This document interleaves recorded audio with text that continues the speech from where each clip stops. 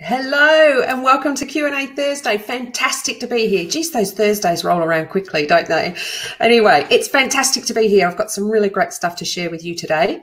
But first off, we're going to just do a bit of housekeeping. So down in the bottom right-hand corner, you will see a comments bar there. If you can just type in there that you can see and hear me, that would be fantastic. Just making sure everything's connected. Yes, everything should be connected. All right. So if you can see and hear me, just type yes, just type hello, just type I can hear and see you, whatever you can. That would be fantastic. All right. Who have we got? All right. Hey, Tony. Hi, Hayley. Great to see you.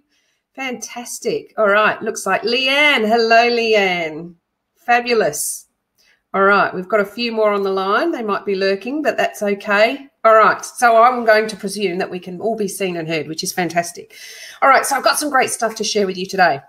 A couple of announcements, though. So as you might have seen, in Module 1 of the Unlocking Portal, you would have seen the student workbook being uploaded a week or so ago. We've just got the second workbook back from the visual designers, so that's going to be uploaded either today or tomorrow, which is very exciting, and the third workbook has gone to them to get rejigged and look pretty, so hopefully that'll be back soon. So keep your eye out for those workbooks.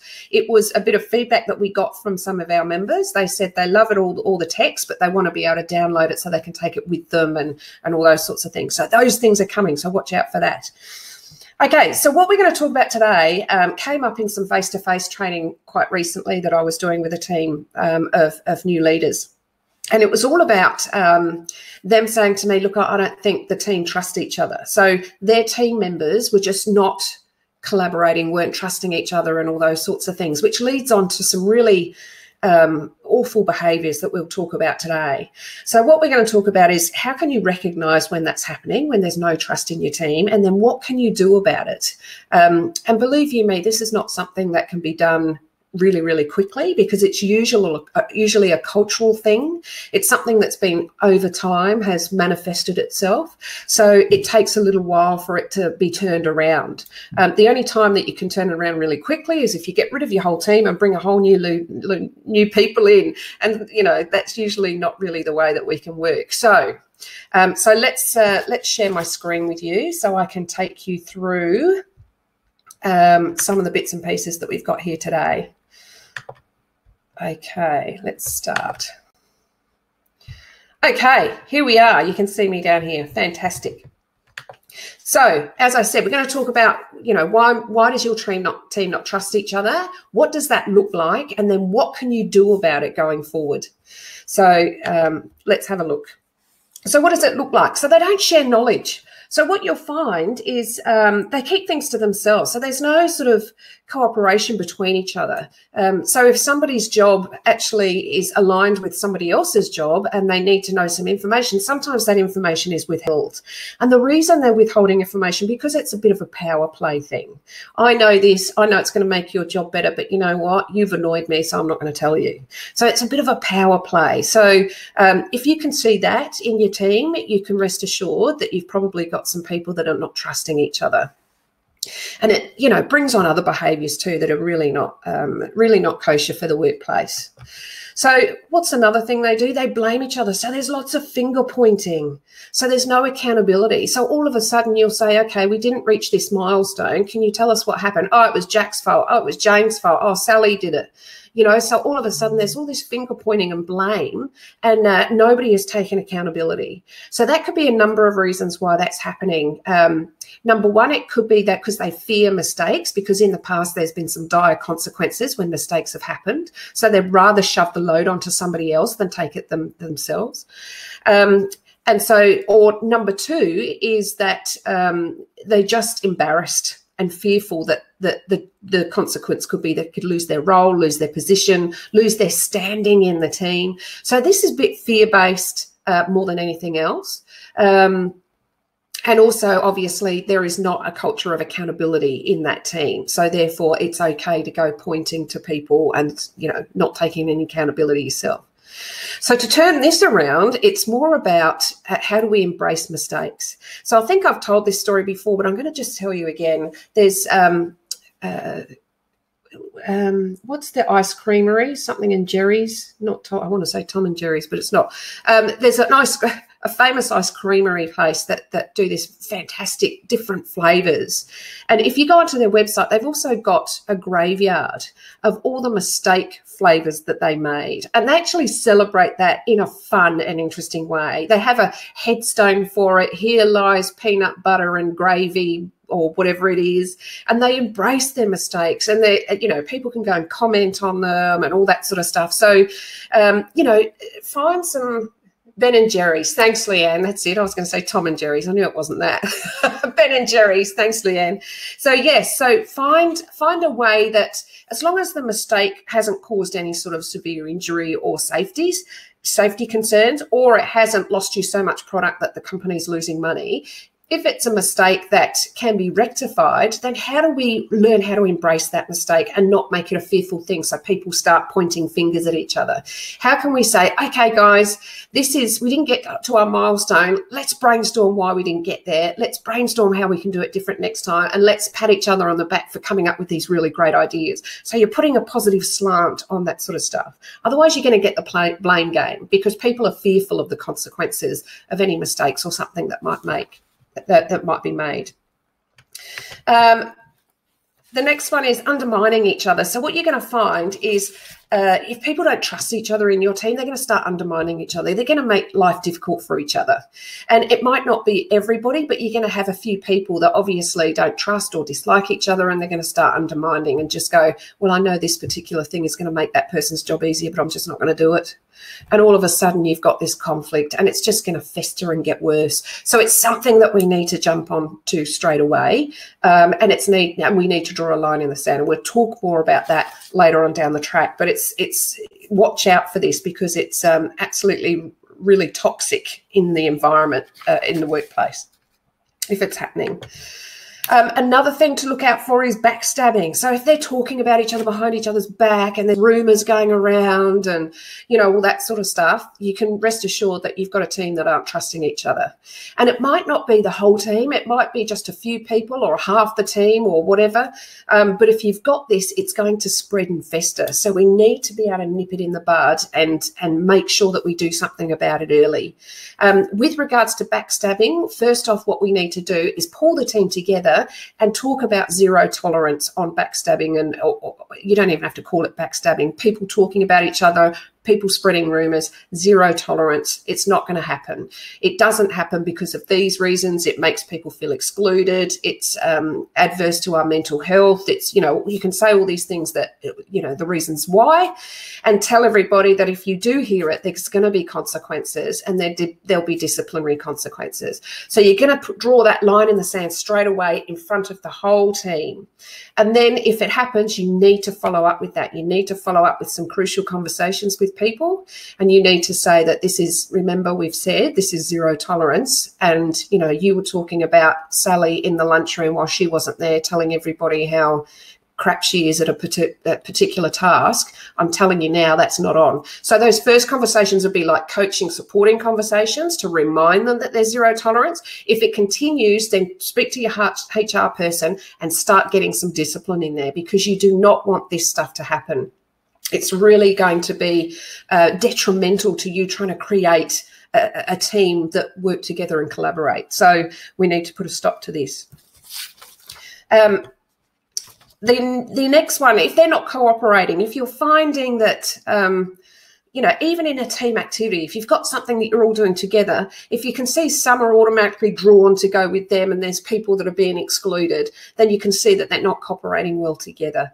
That's something that we need to look at as well, even if it means that we, you know, do some team activities and we actually pick who's going to be on which teams or whatever, just to try and get that inclusivity in there. So, yeah, so if you're finding that people aren't cooperating together, or there's little groups of people that are sort of fractioning off, you can bet your bottom dollar you've got people that don't trust each other in your team. So Interesting stuff, hey? So what are you going to do about it? Because this can be really, really tough, especially if you've come in and the team's already like that. It could be something that's been going on for some time, and it's going to be quite difficult to change. So what I want to put out there is make sure that you realise that, you know, it's not going to happen overnight. So what can we do? Okay, so the first thing you do, remember when we go and we did that team vision in module 2, when you're discovering your team, them to have a team vision or a team purpose is really, really important, because what you want to reiterate with your team is they're all going in the same direction. There's not people peeling off left or peeling off right. You're all going in the same direction. This is your long-term goal. This is how you're going to do it. So make sure that if you haven't done that yet, set your team vision, set your team purpose, and do it as it is in module 2. And that is collaborating with your team, getting your people in there, helping them out to try and get them to a team purpose. It's not dictated by you per se. It's actually something that you all do together. And then you have to keep that alive. And the way you keep that purpose alive is every team meeting, every toolbox meeting, every, you know, chance that you get, you will read out your team purpose. Remember, guys, this is what we're here for, blah, blah, blah, blah, blah, blah, blah, blah. Fantastic. Let's move on to the meeting. So you are continuously going back to it and keeping it alive. People without, or teams without team purpose or team vision, they're usually not a team. They're actually lots of individuals working in the same location. Okay, and that's when you're going to get those fractions and that undermining and backstabbing and all those sorts of things. So it's not a really nice place to work. It's usually quite negative and yeah, it can be quite toxic. So make sure that you go back to module 2, have a look at setting a team vision and get that activity done, and then keep it alive. If 6-9 months down the track you get a few new people in your team, then consider redoing it, or consider revisiting it and saying, hey, this is our team vision. We've got some new people in the team. Are we still happy with this? And if everyone says, yeah, yeah, and the new people go, yeah, yeah, I can resonate with that, well, that's it. You can leave it. But then there might be some tweaks. So it's not a forever young document. It's something that you will revisit all the time and that you will keep front of mind as much as you possibly can. All right, the next thing that really, really helps is team goals. Now, these are your shorter term vision. So you've got your long-term vision of where you want them to go, and you're all going in the same direction. And then you're chunking things down from the organizational goals to your team goals and making sure they're visible to everybody. So everybody feels like they're playing a part in getting the team to where they need to be with regards to these goals. Now, we've got set goals in the Team Leader Toolkit in the Unlocking portal, and it's all about SMART goals. So if you remember what SMART means, it's specific, measurable, achievable, realistic, and time-bound. So making sure that when you set those team goals, they are SMART goals. They have all those bits and pieces in there so that it can be really measured, and that you can go and revisit them and see how people are going and see what support or extra time they need or resources or whatever it may be. So making sure those team goals are really, really clear and visible. Pin them up on your workspace somewhere. Make sure everybody knows what they are, and then go back and revisit them. You know, so if it's a goal that's going to go for a month, then say, okay, we're going to have a weekly update on this goal. So we'll all come around here and we'll have a 5-minute chat about how the goal's going, who's doing what, who needs more support, is there any sort of watch outs that we need to worry about, is there any problem solving we need to do? And it could take you 10, 15 minutes, but it's worth it. So make sure you've got some really clear team goals set, so people aren't fractioning off doing their own thing. The other one is show them how to succeed. And what I mean by this is making sure that you've got group norms. So when you have that chat about if there's any sort of undermining or whatever, as an extension to that, you want to say, okay, we want to work out how we're going to work together moving forward. So what are the things that are important to us? What's a priority to us? Let's get our group norms up on the board. And then you, on a whiteboard or a butcher's paper, you'll be doing what they say. And they might come up with things like, you know, make sure we respect each other. Okay, we respect each other. What does that look like? What does respecting each other look like? And get them to really, really articulate what they mean with things. They might come up with, we need to communicate better. Okay, so how do you want to communicate better? Do we need more face-to-face meetings? Do you want to be able to not send any emails? If you've got something to say to somebody, you actually go and speak to them, you know, that sort of stuff. So really pinpoint it down and bring it down so everybody understands what that means. And then once you've got your group norms, and there might be 6, 7, 8 of them, whatever it may be, make sure, again, they're really, really visible and make people accountable for them. So all of a sudden, if somebody stops communicating, you can have a chat to them, and part of your coaching conversation, you will take them to the group norms and say, remember when we agreed on this a couple of weeks ago? We said we would communicate with each other. We said that we'd do it face to face, and we said that we'd do it on a regular basis. So we need to make sure that we're doing that. So then you're making them accountable and making sure that, you know, they continue doing this, because it's a change, isn't it? And change is hard. So people will slip back to default quite easily if we don't be persistent and consistent with the way that we're making sure that this happens. Okay. Remember, this is not going to happen overnight. They probably got to this place over many, many years. The culture got worse and worse and worse, and nothing's changed, and no one's made anybody accountable, and nobody's set goals, and nobody knows what direction they're going in, and they get, you know, communicated as the last thing, and last minute changes, and everybody's annoyed, and, you know, so this has happened over a long period of time. So there's going to be that lack of trust when you start changing things for the better. They're going to be, oh, this is just going to, you know, this is just going to be a temporary thing, and we'll all go back to normal. Nothing's going to change us, blah, blah, blah, blah, blah. You're going to get all this negativity. You've got to be strong enough to get through that. You've got to be strong enough to know that this isn't a personal attack at you. They're just annoyed with the workplace. You're just the vehicle that's bringing in this change. So they've got a target to target at, but it's not actually personal to you. So remember, you're not there to be their best friend. You're there to guide them, to support them, and to make sure that they can be the best that they can be. And sometimes that's going to take them out of their comfort zone. So they're going to lash out, and you've just got to be aware of that and put your Kevlar jacket on, put your helmet on, and go, I'm ready to go. So I'm not saying it's easy, and it's not going to happen overnight, but it will happen, because you cannot let that toxic environment happen any longer. What will it do to you? It will wear you out. You will be burnt out. You will find every energy battery in your body is depleted, because all you'll be doing is telling people off and doing performance management and, you know, listening to complaints and all that sort of stuff. So you won't actually be able to do your job, which is developing people and building people's capability. So this is the hard yards. This is the tough area to do, but it's something that we need to do as leaders. So yeah, I implore you to start today if you get the chance. And this is going to be where you're going to be drawing the line in the sand. So this is that conversation of the group norms, and then making people accountable by drawing that line in the sand. You know, we're not going to have anybody talking about each other behind their backs. If you've got a problem with someone, we're going to get that smelly fish on the table. And what I mean by smelly fish, you're going to say to everyone, a smelly fish, if you leave it in the corner, it'll fester, it'll get worse, and it won't get any better, and you won't be able to get rid of it. We're going to pick that fish up, we're going to throw it on the table, and we're going to say, right, what are the things that annoy us? Okay, Gary has the radio on so loud I can't concentrate on what I'm doing. Okay, what can we do about that? Gary, Sally, let's talk about that. What do we need to do? So it's all out in the open. Those things sometimes work really well. Sometimes they can take a while, you know, because some people don't want to say anything. So sometimes it's best to have that in a team group to start with, and then do some one-on-ones with people to say, what smelly fish you got? Let's get it out on the table. Let's go and see what we need to do about it. I should stop clapping. I've had that feedback before, that clapping over the microphone doesn't sound too flash, so I apologise.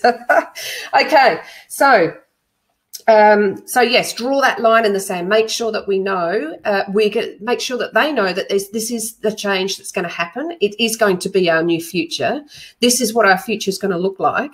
And believe you me, if you stick with it, with persistence, like a chihuahua to an ankle, you can bet your bottom dollar that you're going to have people coming up to you in a couple of months' time going, oh, I'm so glad you did that, because it's so much nicer to work here knowing that, you know, there's going to be consequence for people being nasty or horrible or whatever.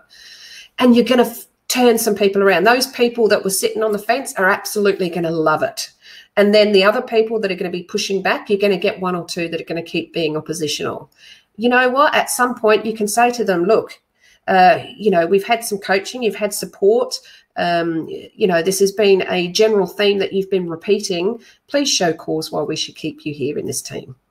You know, sometimes you have to have those crucial confrontational hard conversations if it's, you know, ongoing and you've given them all that previous support. But absolutely make sure you go and elicit the help from your HR manager, because they will be able to help you get that language right. Make sure if you've got one of those crucial conversations coming up, download the discussion planner out of the tool suite. Just go down the unlocking portal. I think it's the last tag. It's open to you guys now. It doesn't matter what module you're in. There's a discussion planner and a poor performance planner in there that you can pull out and have a look at. So make sure you get onto those, because they will really, really help you get that conversation on point, so you don't get emotive or get off, you know, the results that you want. So make sure you do that. The other thing that's really, really important is, as things are changing, as things are slowly happening, even if it's a small thing like someone using their own initiative and problem solve something, or someone working with somebody else to get something done, you need to recognize that. You need to recognize it in a way that is going to make them feel like, oh, I'm going to do this again. This is good. So have a think about the individual that's doing it. If they're a reflector, which means they don't like being put out in the spotlight, just pull them aside and say, do you know what, Sally, that was really, really great how you elicited John's help with that. And I'm really, really fantastic. And I really like to see more of that. You've done really, really well. That's enough. If it's an activist type person that you've got on your thing and they like recognition, make sure you say it in the meeting in front of everybody. Hey, Johnny did really, really well yesterday when he elicited Sally's help and he got done what he needed to do in the half the time he usually did it, because he got cooperation from Sally and they worked really well together. So well done, John. You know, so you're going to make sure you recognize people in a way that they feel comfortable in doing so. Okay, and that's it from me today. It's a tough thing that you guys are going to be doing. That's probably one of the hardest things that you have to do, is get that team synergy happening and trying to get them to a high performing team. And it's not going to happen overnight. It might take you 6 months, 9 months, 12 months to get them from where they are now to 50% better. And sometimes 50% better than what you've got now is hallelujah moments. You know, you're not going to be chasing your tail doing, you know, performance management or achievement sort of chats or, you know, all those sorts of things that can take up so much of your time. And you can start relying on people, and you can start delegating more, because people are a little bit more prone to, you know, cooperating together and getting things done. So it's going to make your life a lot easier. But until you get there, you're going to have to do the hard yards, and it's not going to be easy. But it's worth it in the end. So with regards to your team not trusting each other, has anybody got any insights to share, any questions they want to ask me? This is the time that we have now for you to ask me any questions whatsoever, whether it be about trusting teams or your teams not trusting each other or anything else that you might have. Feel free to ask away any questions you might have. We've got quite a few on the line, so if you don't have any questions, that's fine. You can just put no.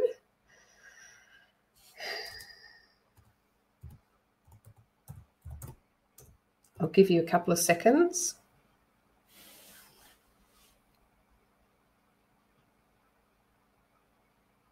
Ben and Jerry's, that's right, Leanne. Thank you for that. I totally lost it. It totally went out of my brain. I was thinking of Tom and Jerry. That's a cartoon. That's not a nice creamery. All right. Anyone got any questions for me? So while you're thinking about that, I've just got a couple of things that I want to share with you today. Oh, I hope I'm still online. It seems my computer has. Oh no, here it is. No, I'm still there. Okay, so a couple of things. So remember, we've got the workbook for Module 2 being uploaded by the end of this week, which I'm really excited about. Module 3 will be another couple of weeks yet. It's with our designers, so hopefully they'll get back to us really, really soon. There's also some more tools that are coming through the tool suite too, so keep your eye out for those. We've had some actual people in different workplaces that I've been working with really closely who've given me some tools and said, hey, I think this will be handy. So I've looked at them and tweaked them a little bit and said, you know what, if you're willing to share them with the rest of the Toolkit Masters family, then absolutely let's share them. So keep your eye out for those too. They are also with our graphic designers. So hopefully they will be back with us very, very soon. All right, doesn't look like there's any questions. So no questions, Tony. All right, fantastic. All right, so without further ado, thank you so much for your time, everybody. I'm looking forward to catching up with you next week. If you have got a question, don't forget to ask us at ask@teamleadertoolkit.com, and we will answer you within 24 hours, and then we will ask your permission if we can put it on the webinar. The other way that you can ask us is get onto the closed Facebook site. It's a secret Facebook site only for us, only people doing on the unlocking portal. If you've got any questions, then put it up there and we'll be able to answer those as well. So there's a couple of ways that you can do it. Without further ado, make sure that you have a fantastic rest of the week. Enjoy your weekend, and we will see you next Thursday. All right. Bye for now. Thanks very much, everyone. See you.